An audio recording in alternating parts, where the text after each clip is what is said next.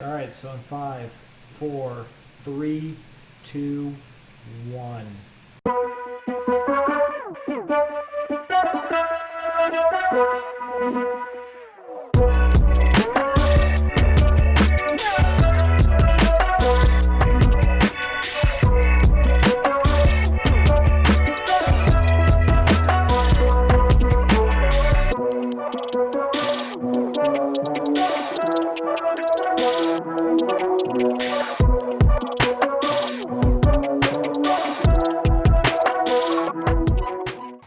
What is going on, everybody? I hope you're having a fantastic day today, as usual.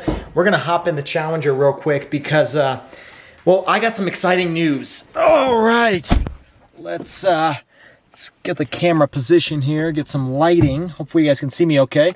Let's get this positioned. All right, after toying around for about 5 minutes, I think we finally got the camera adjusted. Let's roll down the windows because it's 105 degrees. All right, what is going on, everybody? Like I said earlier, hopefully you guys are having a fantastic day today. You guys are staying healthy, staying safe.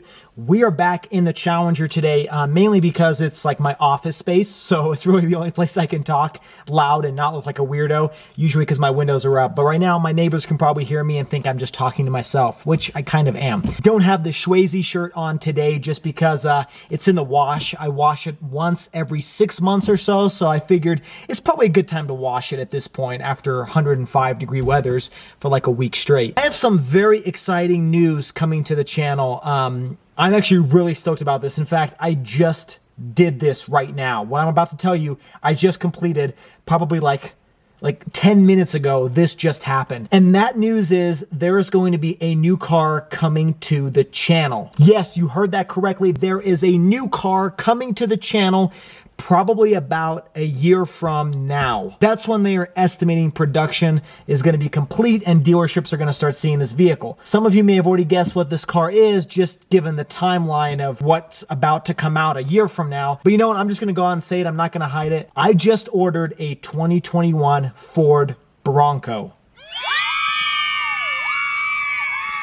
Now, I want to give a little bit of backstory because, all right, hold up right there. Before I jump into the backstory, I will actually make that a entirely separate video because that's a pretty big discussion to talk about, and there's a lot of reasons why I'm choosing the Bronco. And so for that reason, I'm going to make that a different video. You guys can stay tuned for that because I'll discuss the plans for the channel and why I'm choosing the Bronco over all of its other competitors. And just so you know, my plan is to replace my daily driver, which is a 2018 Toyota RAV4, with this brand new Bronco if everything goes according to plan. But now let's jump back into the video and talk about which trim and what type of specifications I got for my 2021 Ford Bronco. I can finally get into the nitty-gritty fun details of which car I ordered, which is probably what all of you tuned in to this video for. So I'm sure you guys are all aware of the different trims and options that they're offering for the Bronco. You can easily just go on to Ford.com and look up the Bronco and they'll break down all of the details of all the different cars. There's way more information than I could provide even in like an hour video. So if you guys are interested, they have this one brochure where if you hit compare models, it's like a 3-page brochure where it will show you all the different models, all the different details, what options you can get on each different trim, and also the different packages that you can get with each different trim as well. So I'm not going to bore you with that. If you guys are interested, definitely check them out on their website. Or there's plenty of YouTubers who have made videos of this since they were either at the release or have been really closely tied with Ford. And so they've been able to review the car way before anybody else has. So if you guys are interested in that, definitely check out those other videos. The trim that I ordered is the Big Bend trim. Now, just so you know, that's just one step above the base Bronco trim. The base Bronco with the 2 doors is just below $30,000.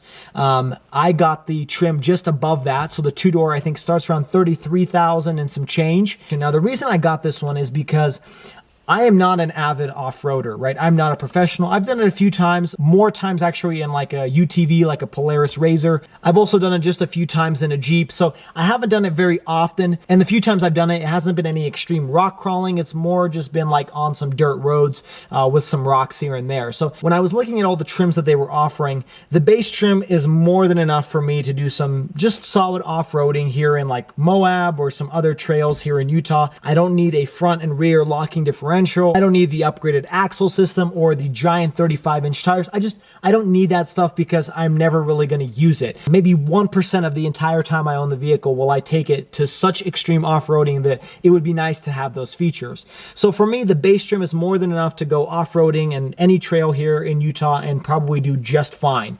Seeing as how off-road vehicles 10 years ago didn't have any of these options and they were doing just fine off-road. The only problem with the base option is you cannot get the mid package on the base option. The lowest trim that you can get the mid package on is the Big Bend. Now, what is the mid package, do you ask? Well, the mid package adds a lot of different features. It adds like dual zone climate control and blind spot monitoring and pre-collision assist, etc., etc. A lot of things I actually do not need in my vehicle. My Toyota has like pre-collision assist and I never use it at all. No, but the reason I want the mid package is because it comes with two specific options that I would really love to have in my next daily driver. Keep in mind, this will be my daily driver to work and to long road trips, and so this has to be a car that's somewhat comfortable. It's going to be replacing a really comfortable daily driver with the Toyota RAV4, so it needs to have some of the features that I already have in that car and some features that I would love to have had but I didn't get in my RAV4. And I've talked about this in previous videos, but one of the features I wish my RAV4 had was push button start. Now this is kind of a silly feature, but I really would love to have the push button start, mainly because of the keyless entry option. What I really don't like about the RAV4 is just that the fact that the key is always sticking out. And so anytime I have the key in my hand, I reach for the door, I scratch the handle, I scratch the inside. It's just not very well thought out, and I wish that that was something that my next car would have, so that I could just keep the key in my pocket. I don't have to touch anything, I don't have to scratch any of the door handles, and I can just reach for the door handle and it opens up. If I'm not mistaken, the base Bronco comes with that feature. So that is an option that I could have gotten with the base. But this next feature I'm going to talk about is something I've really wanted and regretted that my Toyota didn't have, and that is heated seats. I know it sounds silly, but over time I've been spoiled with the option of having heated seats. My Mercedes-Benz has it, my Dodge Challenger has it, and every time I drive this car in the winter and I turn the heated seats on, I really forget how much I love heated seats, especially when it's like 0 degrees outside and the car just won't heat up enough during the winter time. I also park my Toyota outside. There's just no space to park it in the garage. It's my Challenger and the Range Rover. And so there's no space to park the third car in the garage, so it has to sit outside. If it sits outside, it's always snowing in the wintertime, it's always cold in the wintertime, and having heated seats just makes it that much easier to have it as a daily driver. I've mentioned it plenty of times before to friends and family how I wish my RAV4 had heated seats. That's just one feature that I want my next car to have. Well, that feature is only available with the mid package, and the lowest trim I can get it in is the Big Bend. The other feature that the mid package comes with is remote start stop. Now, going along the lines of heated seats, that's a feature I've really enjoyed in my Dodge Challenger, and one of the reasons I actually went for the automatic was because I wanted that remote start stop feature. But it would be a really useful feature to have. When I have the car parked outside, I can just turn it on in the wintertime. I can let the inside heat up, almost removing the need for a heated seat, but that's a different story. And that way I can clean the outside of the car without opening the door and letting all the snow come in and get the entire interior dirty and cold and freezing. And I can just clean off the outside of the car, and once it's clean, I can step inside a freshly warmed cabin and drive to work in peace without freezing my butt off. Those are two options that I would love to have on my next vehicle. And so, not knowing what the price of this package is, I want to order my Big Bend with that package. If it ends up being extremely expensive, since they haven't announced the price for it yet, I will definitely just go for the base model. It's just not worth paying like $3 or $4 grand extra for the Big Bend when you don't really get any of those cool features. Now, when it comes to powertrain, I am going to choose the base cheapest option, 2.3 liter turbocharged. I think it's the same one that comes in the Mustang EcoBoost. I think it should be plenty of power. It's like 270 horsepower. I think right now I'm dealing with like 180 in the RAV4. Now, granted, the RAV is much lighter and it's a smaller vehicle than the Bronco. So power-wise, it's probably going to be very similar, but that's why I have a 485 horsepower Dodge. I'm not going to worry about having a supercar when it comes to an SUV. 2.3 liter should be just enough. I don't need the 2.7. And when it comes to the transmission, unfortunately, even though my heart wants to go for the manual, I am going to go for the automatic because of 3 reasons. 1, I'm going to daily drive this car every single day, and having a clutch just makes it that much more difficult to daily drive. 2, I'm going to have my friends and family and my fiance. You heard that correctly. She's no longer a girlfriend. She's actually my fiance now. So that's pretty big news that's happened pretty recently. I'm going to have her drive the car. And so it's nice to have people who don't know how to drive a manual still be able to drive my car when it's needed. It's easier when you have an automatic because anybody can really drive an automatic transmission if they have a driver's license. And the third reason is just because of that start-stop feature that doesn't come with the manual. Now, I think there's ways to like reset the ECU so that you can do start-stop with a manual transmission, but I don't want to risk doing that and void the warranty or anything. So that's a third reason why I would get the automatic transmission, is just because I could do that start-stop and sit in my home and have a cup of coffee when my car heats up. So now the biggest question is, did I choose the 2 or the 4-door option? Well, I went ahead and purchased the 4-door option again because of practicality. Now, if this car was like my Dodge, where it was just a second car that I take to car shows or I enjoy just for whatever it's made to be enjoyed for, I would definitely get the 2-door. I'd get it in the manual. But seeing how this car is going to replace my RAV4, it has to be just as practical. I am not paying more for something less practical. And so for that reason, I'm going for the 4-door, just so I can have all my friends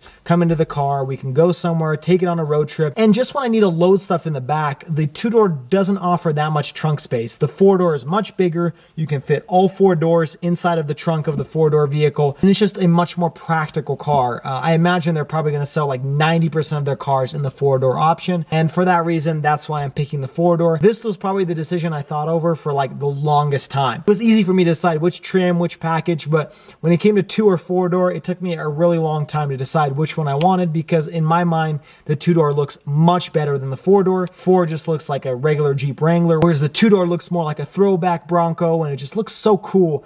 I wish I could get the 2-door, but unfortunately, for practicality purposes, 4-door is where I'm gonna go. So anyways, to sum up a very long video, I am extremely excited for this event because I've never ordered a car like this before. Hopefully, I'm actually gonna place the order late 2020, so probably I'm expecting around December time is when I'll actually finalize which model I'm getting, you know, how many doors, what trim, what package, and know exactly what price. Hopefully I've been showing you some of the video of the ordering process, and as you can see, the car that I've spec'd is around $37,000, $38,000.